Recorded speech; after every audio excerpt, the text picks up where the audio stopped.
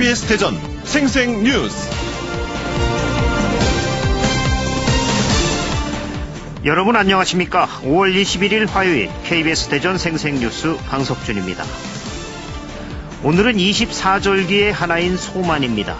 한자로 작을 소, 찰만자를 쓰는 소만이라는 말은 만물이 자라서 세상을 가득 채운다는 뜻에서 유래했습니다. 이때부터 본격적으로 농사일이 바빠집니다. 예전에는 이른 지역에서는 모내기에 들어가며 보리를 수확했습니다. 가을에 거둔 곡식이 떨어지고 보리 수확이 본격적으로 시작될 때인 이 무렵을 전에는 보릿고개라고 부르기도 했습니다.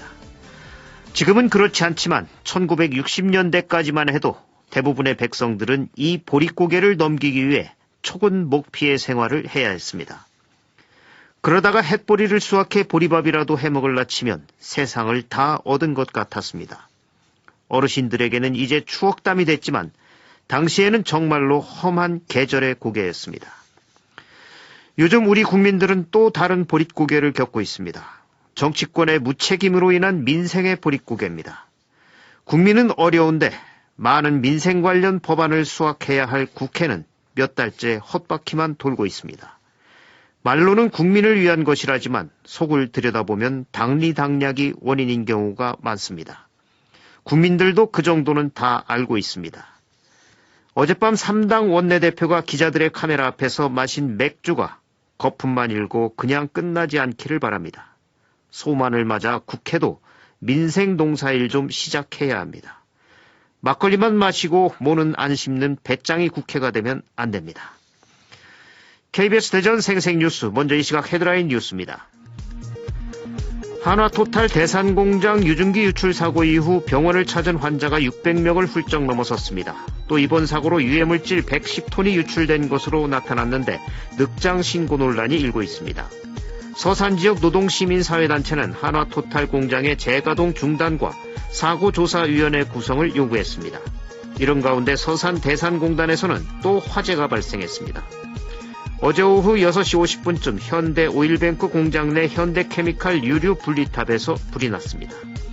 한편 대전지방고용노동청은 지난 2월 폭발사고로 작업중지 명령이 내려진 한화 대전사업장이 화양류 제조시설인 공실 31곳에 작업중지 명령 해제 요청을 한 데 대해 심의를 열고 이를 부결했습니다.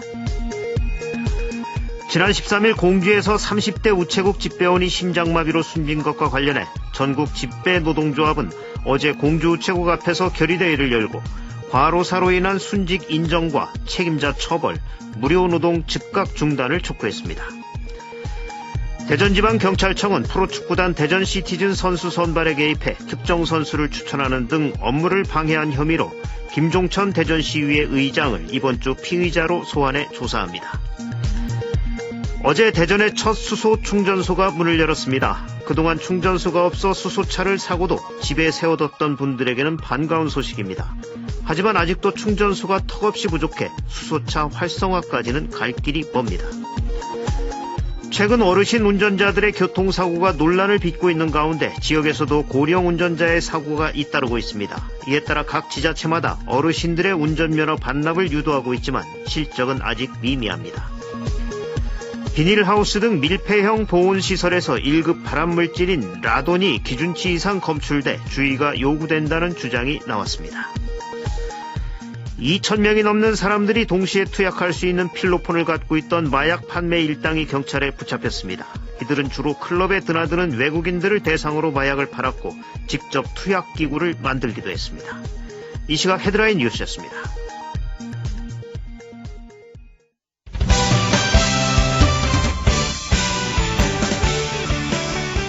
뉴스브리핑 순서입니다. KBS 대전 보도국의 박병준 기자 나와 있습니다. 박 기자 안녕하세요. 네, 안녕하세요.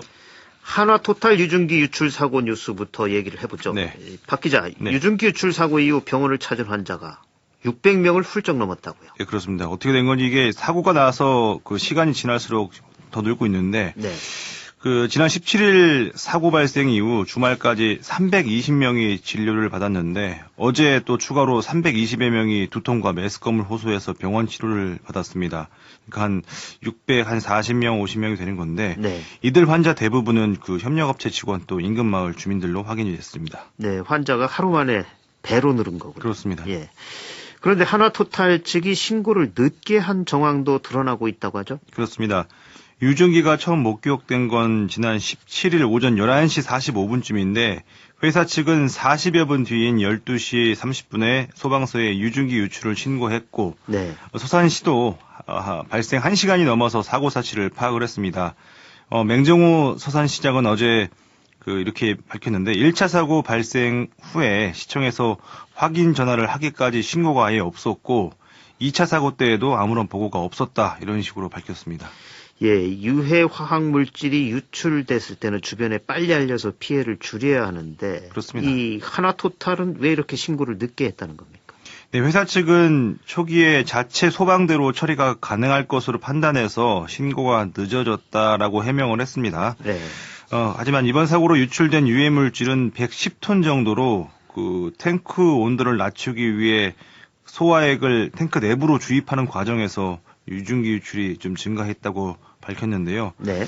이런 가운데 지역 시민단체들은 이 파업인 상황에서 공장을 무리하게 가동시킨 게 가장 큰 사고의 원인이라면서 공장 가동을 전면 중단하고 주민들이 참여하는 사고조사위원회를 구성하라 이렇게 요구를 했습니다. 예. 그런데 어제 저녁 똑같이 서산 대산공당에 있는 한 업체에서 또 화재가 일어났다면서요? 네, 이건 어제 오후 6시 50분쯤에 발생한 사고입니다. 서산시 대산공단 현대오일뱅크 공장 내에 현대케미칼이라는 공장이 있는데 네. 여기에 있는 유류 분리탑에서 또 불이 났습니다. 현대 측은 자체 소방대가 출동을 해서 30분 만에 진화를 했고 여기서 또 유해물질 유출은 없다고 밝히긴 했습니다. 화재 당시에 공장은 가동을 중단하고 정기 보수 작업 중이었는데 소방당국은 보수하는 과정에서 튄 용접 불꽃이 유류 분리탑의 상부 부직포에 붙어서 불이 난 것으로 보고 정확한 원인을 조사하고 있습니다. 예, 이 석유단지에서 불이 난다. 정말 상상하기도 어려운 일입니다. 이 국가 주요 석유화학기지인 서산 대산공단의 안전에 대한 총체적인 점검 또 대안이 필요해 보입니다. 네. 화제를 바꿔볼까요? 박 기자, 어제 대전에도 수소차 충전소가 처음으로 문을 열고 운영에 들어갔다는 소식도 있죠? 네, 어제 대전 유성구 학하동 중고차 판매장 인근에 수소차 충전소가 문을 열었습니다. 여기는 충전 용량이 하루 350kg 가량이라고 하는데 이게 승용차로 보면은 하루에 70대 또는 버스 14대를 하루에 충전할 수 있는 규모라고 합니다. 네. 충전 시간은 승용차 같은 경우에는 5분, 또 버스 같은 경우에는 20분 정도로 예상이 된다고 합니다. 예. 이 대전에도 수소 충전소를 열어서 본격적인 수소차 시대를 열겠다 이런 의미인 것 같은데. 네. 그래도 수소차 인프라는 아직도 턱없이 부족하죠? 그렇습니다. 현재 대전과 세종, 충남의 수소 충전소가 어제 문을 연 학가충전소와 충남 홍성에 있는 내포 충전소 딱 2개뿐입니다. 네. 어제 문을 연 대전 학가충전소도 사실 지난 2월에 준공될 예정이었는데 예정보다 3개월이나 늦어진 건데요. 이 때문에 수소차 소유자들은 차를 사고도 출고를 늦추거나 아니면 집에 세워두는 불편을 겪어야 했습니다.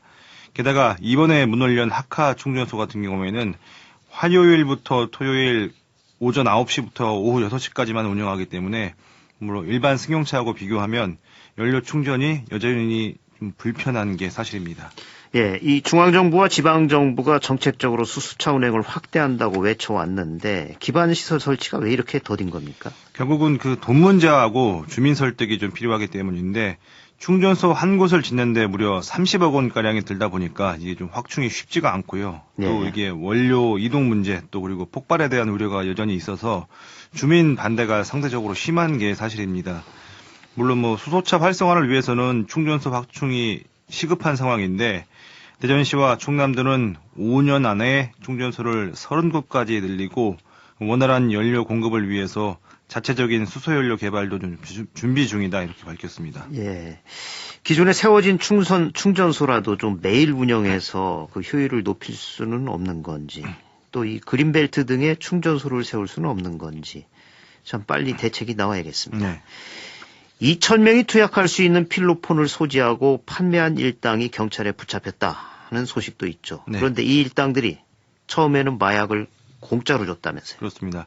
천안 서북경찰서는 외국인을 상대로 필로폰을 유통시킨 혐의로 40살 김모 씨 등 3명과 이를 투약한 태국인 등 모두 16명을 입건해서 9명을 구속을 했습니다. 공급책 김 씨는 주로 외국인 전용 클럽에 다니는 농장 근로자 또 마사지업소 종사자들에게 마약을 공짜로 나눠줬는데 이 사람들이 자선단체도 아니고 공짜로 주는 데는 다 이유가 있지 않겠습니까? 그렇죠. 그러니까 중독시킨 뒤에 팔기 위한 것인데 결국 마약에 쉽게 접근하도록 한 뒤 나머지는 이제 팔아서 돈을 챙긴 겁니다. 예. 김 씨 일당은 여기에 그치지 않고요. 투약 흔적이 남지 않는 투약기도 만들어서 팔았고 또 점조직 형태로 또 은밀하게 마약을 공급을 해왔는데 결국에는 경찰에 덜미가 잡혔거든요. 예. 잡고 보니까 2,100명분의 필로폰 64g도 함께 압수가 됐습니다. 연예인 마약 투약 사건하고 또 이번 사건에서 보듯이 마약 범죄는 대부분 잡히니까 누군가 주변에서 공짜로 마약을 권유를 한다고 하면 바로 인근 경찰서에 신고하시길 바랍니다. 예. 공짜로 줘서 중독시킨 뒤에 고가로 팔아먹는다니 정말 무섭습니다. 마약. 왜 이름을 마약이라고 부르는지 잘 생각해 보시기 바랍니다. 이 밖에 밤사이 사건 사고 있었나요? 예, 조용했습니다. 네, 뉴스 브리핑 박병준 기자였습니다. 수고하셨습니다. 네, 감사합니다. 오늘의 생생정보입니다. 국내 스타트업과 투자자들이 함께하는 2019 대전 스타트업 페스티벌이 오늘부터 사흘 동안 대전 컨벤션 센터에서 열립니다. 미국과 중국의 스타트업 60여 곳과 국내외 투자자 100여 명이 참여해 해외 판로 개척이나 투자 유치를 위한 전시와 강연 등이 펼쳐집니다. 대전시가 청년의 학교 학과생을 다음 달 7일까지 모집합니다. 창업학과와 기획 카페 창업학과, 강연 디자인학과 등 10개 학과로 8월까지 교육이 진행되며 참가를 원하는 청년은 대전 청년의 학교 홈페이지에서 신청하면 됩니다. 충남경제진흥원은 폐업하는 소상공인에게 철거와 원상복구 비용, 비품, 설비 처리 홍보 비용을 지원하는 소상공인 사업정리 지원사업 대상업체를 모집합니다. 충남경제진흥원 홈페이지에서 지원 신청서를 내려받아 증빙 서류 등과 함께 우편이나 방문, 이메일 등을 통해 제출하면 됩니다. 날씨입니다. 대전과 세종, 충남 지역은 오늘 맑고 쾌청한 날씨를 보이겠습니다. 지역별 낮 최고 기온은 대전과 세종, 천안 24도, 공주와 당진, 서천 23도 등 21도에서 24도로 어제보다 약간 높겠습니다. 미세먼지 농도는 모든 지역에서 보통 수준을 나타내겠습니다. 내일도 맑겠고 아침 최저 기온은 8도에서 13도, 낮 최고 기온은 22도에서 27도로 예상됩니다. 지금까지 생생정보였습니다.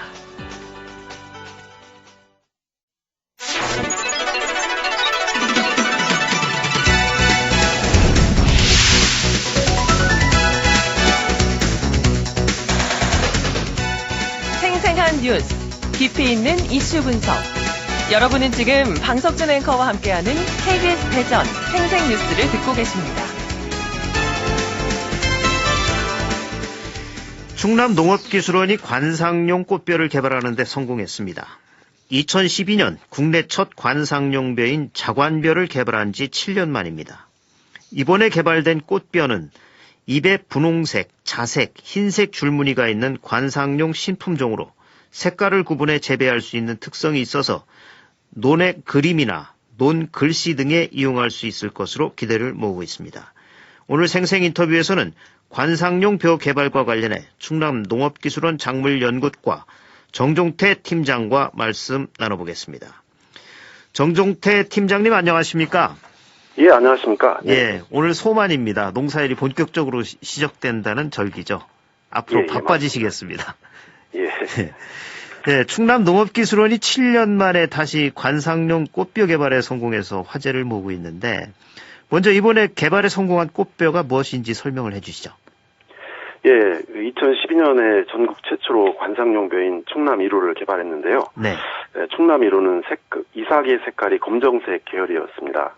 네. 근데 이번에 개발한 뼈들은 그 이삭 색깔이 진홍색 및 분홍색을 나타내고 있고, 네. 그 새끼 칠 때의 새끼의 잎 색깔이 분홍색 및 흰색 등 그 화려한 색감을 가진 것들입니다. 네. 그럼 지난번 것보다 훨씬 화해적 가치가 더 높아졌겠네요.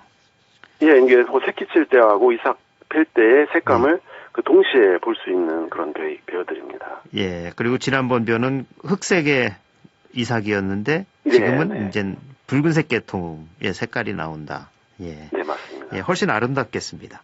네네. 예. 지난 2012년에 개발됐던 관상용 벼가 이제 자관벼였죠. 예, 예. 예.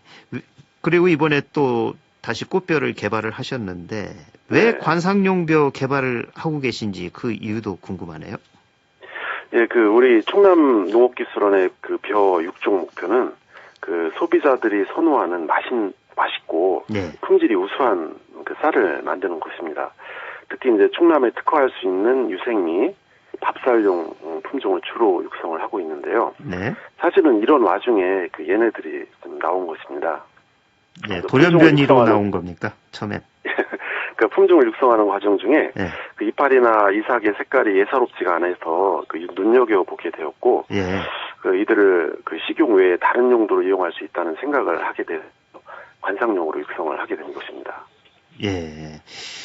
이번에 개발한 관상용 벼 3종인데 2012년에 처음 개발한 관상벼 연구 기술을 기반으로 탄생했다고 하는데요. 그동안 연구 과정은 어땠습니까? 네, 이번에 개발한 3종은 그 2012년에 육성한 충남 1호를 기반으로 해서 육성을 하게 되었습니다. 네. 그 충남 1호는 분원력이 강하고 등숙 특성이 우수해서 신품종을 만들면 좋겠다는 생각을 했고요. 예, 잠깐만요. 분원력이라는 게 뭐죠? 그 새끼치는 능력입니다. 벼 포기가 이렇게 옆으로 번지는 능력. 네네. 예, 그 다음에 등숙이라는 거. 이거 잘 여문다는 특성입니다. 벼알이 잘 여문다. 예. 예, 계속해 주시죠. 그래서 더욱이 이제 그 충남 1호가 그 이삭 색깔이 검정색이기 때문에 네. 그 여기에 관여하는 유전자들을 그 수집 유전자들과 잘 조합하게 되면은 네. 새로운 것들이 만들어질 것으로 생각을 하였고요. 네. 그래서 그동안에 다양하게 수집한 유전자들과 인공 교배를 실시해서 그 7년에 걸쳐 가지고 색깔이 특이한 것들을 육종을 하게 되었습니다. 예. 그러면 앞으로는 이 벽씨를 채취해서 심으면 이 네. 꽃벼가 나오는 건가요, 이제? 예, 당연합니다. 네. 예. 예, 이번에 개발된 관상용 꽃벼, 잎에 분홍색, 자색, 흰색 줄무늬까지 있다고 하는데, 구체적으로 어떤 벼인지, 또 이게 먹을 수도 있는 건지, 또 우리가 흔히 알고 있는 벼와는 어떤 차이가 있는지 좀 자세히 좀 설명해 주시죠. 예, 우리가 흔히 알고 있는 벼의 잎은 녹색이거나 일부 자색을 띠고 있지만, 이들 세 가지 벼는 일반 벼와 다르게 모두 그 이파리의 그 분홍색이나 네. 흰색, 자색의 색깔을 가지고 있으면서 줄무늬가 생기고 있습니다.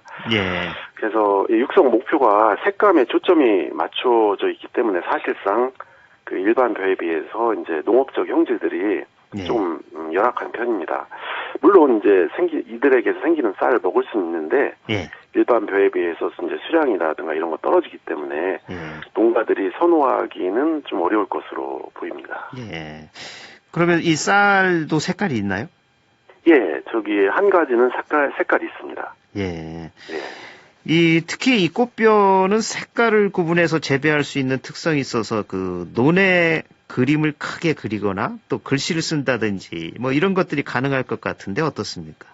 예, 국내 일부 지역에서 논의 그림이나 글씨를 통해서 네. 지역 쌀이나 지역을 홍보를 해왔는데요. 네.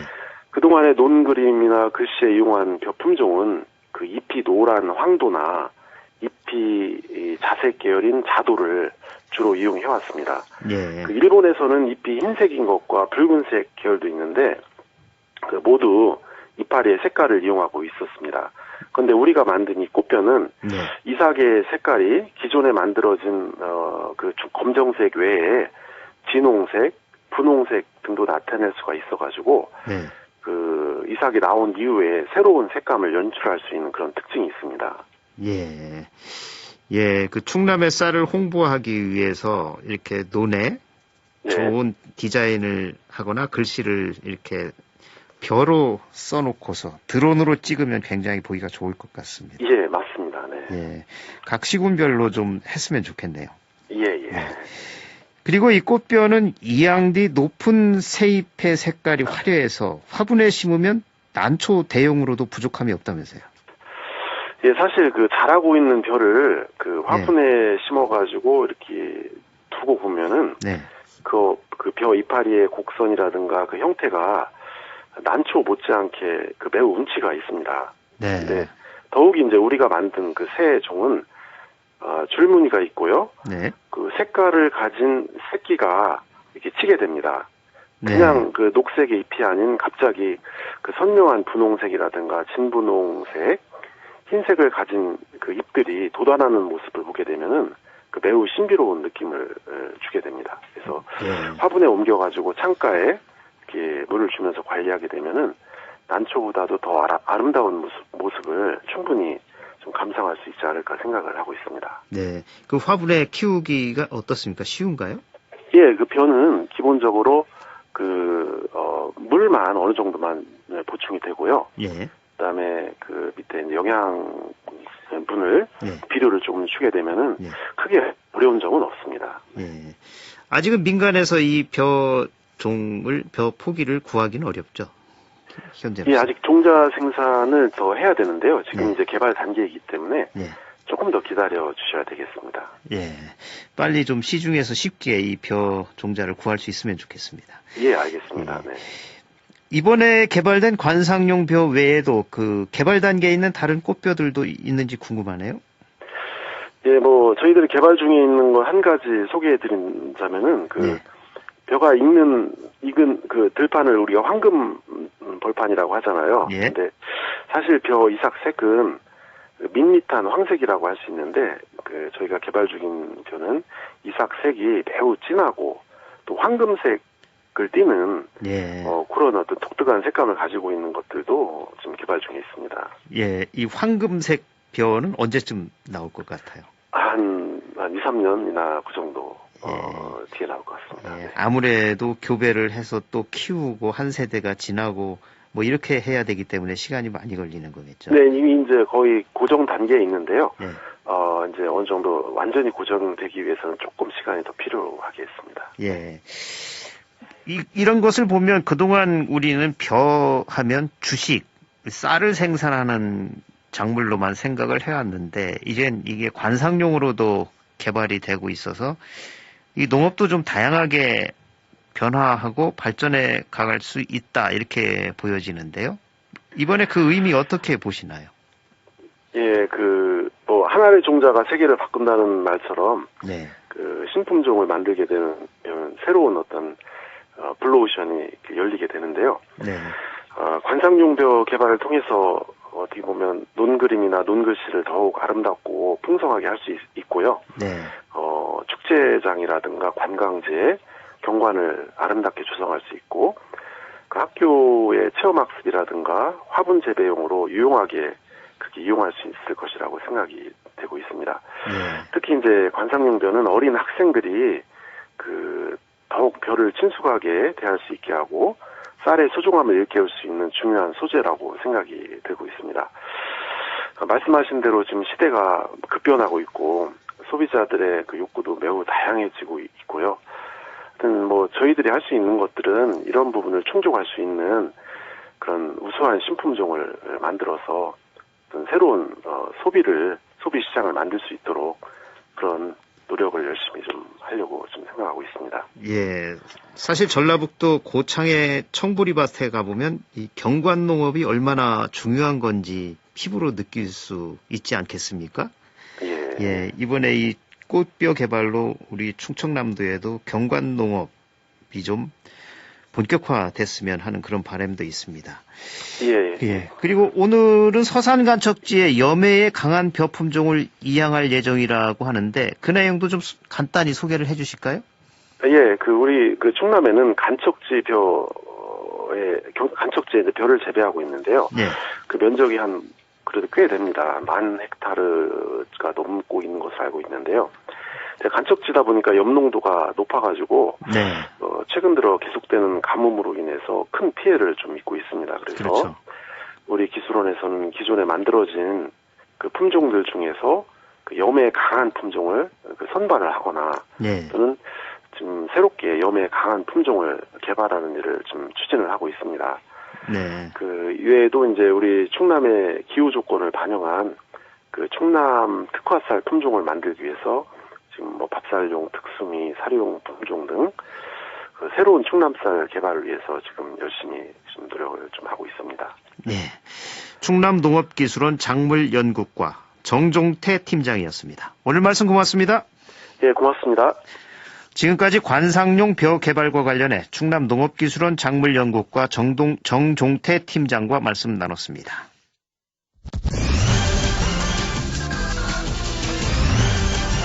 주간 브리핑입니다. 충청투데이는 대전시 일자리 정책 꽃길은 없었다란 타이틀로 대전 지역 취업자 수 증가폭이 수개월째 하락하면서 고용시장에 찬바람이 불고 있다고 보도했습니다.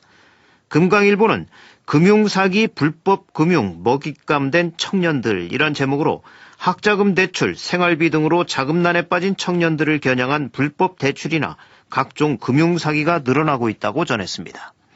대전일보는 대전 수소차 시대 활짝이란 제목으로 대전시가 수소경제로 가기 위한 첫발을 뗐지만 수소 공급 방식과 경제성 확보에 대한 고민도 동시에 시작됐다고 보도했습니다. 중도일보는 원도심 활성화 골든타임 앞으로 2년 남았다란 기사에서 옛 충남도청사 2021년 매입 완료까지 시간이 얼마 남지 않은 만큼 구체적인 활용 방안이 필요하다고 보도했습니다.